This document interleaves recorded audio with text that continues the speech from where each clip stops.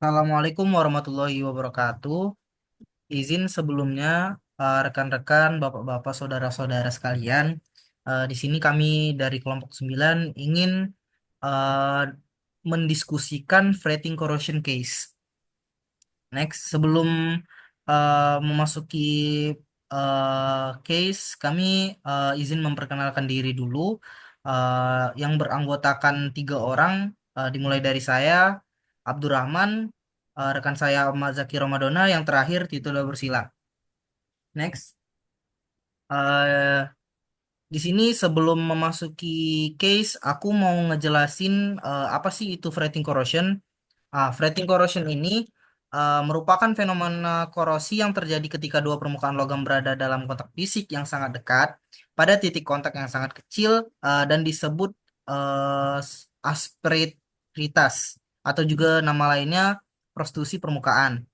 Uh, Minimal gesekan yang terjadi antara dua permukaan tersebut pada gerakan sekecil 10 pangkat minus 8 cm. Gesekan ini menjadi pemicu utama terjadinya fretting corrosion. Uh, Bisa dilihat pada step 1, itu merupakan apa yang saya katakan tersebut. Nah, pada step 2, ketika permukaan logam saling bergesekan, oksidasi pada permukaan yang terpapar udara mulai terjadi, membentuk lapisan oksida. Namun, lapisan oksida ini rapuh dan mudah terkelupas akibat gesekan. Pelepasan lapisan oksida ini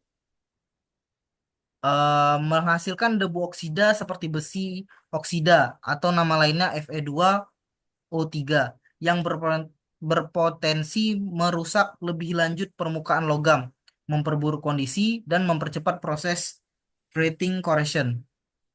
Pada gambar di atas adalah sudut pandang yang berbeda dari apa yang saya jelaskan. Seiring berjalannya waktu, gesekan dan pembentukan debu oksida akan mengakibatkan retakan kecil pada permukaan logam. Retakan ini biasanya terjadi pada tegangan rendah di bawah batas kelelahan material. Ketika retakan berkembang, mereka memperburuk kerusakan struktural, berpotensi merusak komponen-komponen seperti poros, roda gigi, atau bantalan yang dapat berujung pada kegagalan komponen tersebut.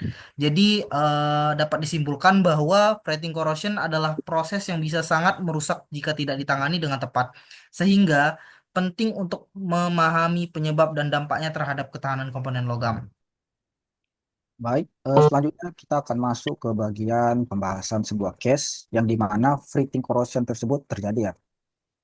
Jadi pada gambar ini terlihat kalau ini merupakan sebuah ball bearing yang di mana ball bearing tersebut terletak pada bagian depan mobil, pada bagian bearing roda depan mobil, yang di mana material yang digunakan untuk bearing ini yaitu 521 steel rings, yang di mana itu merupakan baja karbon tinggi yang umum digunakan karena kekerasannya yang sangat baik dan ketahanan terhadap kausan. Namun di sini ada pun apa namanya komposisi dari material tersebut yaitu karbon sebesar 1%, sekitar 1%, dan juga kromium sekitar 1,30 sampai 1,60%. Nah, jadi seperti yang dijelasin oleh teman saya tadi, jadi fretting corrosion biasanya terjadi ketika ada pergerakan kecil berulang antara dua permukaan yang saling bersentuhan. Nah, dalam kasus kita ini yang kita angkat, yang dimana terjadi fretting corrosion pada cincin luar dan juga cincin dalam. Bisa dilihat kalau ada bagian hitam-hitam ini mengindikasikan terjadinya fretting dan juga pitting corrosion ya. Nah, setelah dilakukan apa pemeriksaan secara fisik ya, dan ditemukan kerusakan fretting yang terutama terjadi pada area kontak antara bola dan juga bagian raceway ya, bagian raceway. Nah, kerusakan fretting dan juga pitting terjadi dengan jarak yang sesuai dengan jarak antara bola ya, bola di dalam retainer. Nah, yang ini mengindikasikan bahwa kerusakan ini berkaitan langsung dengan interaksi mekanik yang berulang antara komponen-komponen tersebut selama transportasi berlangsung. Jadi, case ini diambil berdasarkan eh, ketika mobil tersebut ingin menyeberang laut dan ketika melakukan transportasi di laut terjadi apa namanya terjadi vibrasi yang mengakibatkan fretting corrosion apa freezing corrosion terbentuk. Nah, tapi yang menarik dari case ini adalah inner ring, ya kerusakan pada inner ring itu lebih sedikit dibandingkan dengan bagian eksternal ring, ya, yang dimana perbedaan ini menunjukkan adanya variasi tingkat stres atau paparan yang berbeda selama transportasi kendaraan, gitu. Jadi kerusakan pada inner ring dan juga external ring itu berbeda dan lebih sedikit inner ring, gitu.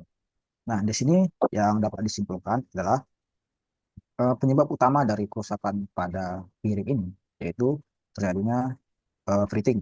Nah, selama transportasi kendaraan yang dilakukan melalui laut, tubuh kendaraan mengalami getaran yang terus-menerus tanpa adanya rotasi pada bearing. Nah, hal ini menyebabkan osilasi frekuensi tinggi pada interface bola dan raceway, ini bola dan juga raceway, yang akhirnya menyebabkan terjadinya kerusakan freezing. Di sini rekomendasi yang bisa kita ambil, yang pertama yang digunakan adalah perlu meminimalkan getaran selama transportasi, terutama saat pengangkutan kendaraan melalui laut, di mana memang getaran eksternal sulit untuk dikendalikan. Kemudian pada elemen penggulungan atau bola bearing harus dilepas saat pengepakan dan diganti dengan kemasan kayu untuk mengurangi paparan getaran. Dan juga perlu untuk mengambil langkah-langkah pencegahan di mana kita dapat memastikan pelindungan yang lebih baik bagi komponen-komponen mekanik seperti bearing dan mencegah kerusakan prematur akibat freezing corrosion.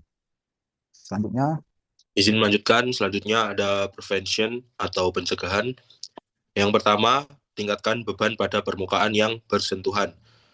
Hal ini bisa untuk mengurangi fretting biar gesekan lebih terkendali. Yang kedua, jaga amplitudo di bawah batas fretting. Pastikan pergerakan kecil tetap di bawah batas fretting, jadi fretting tidak terjadi. Yang ketiga, kurangi beban pada permukaan bearing.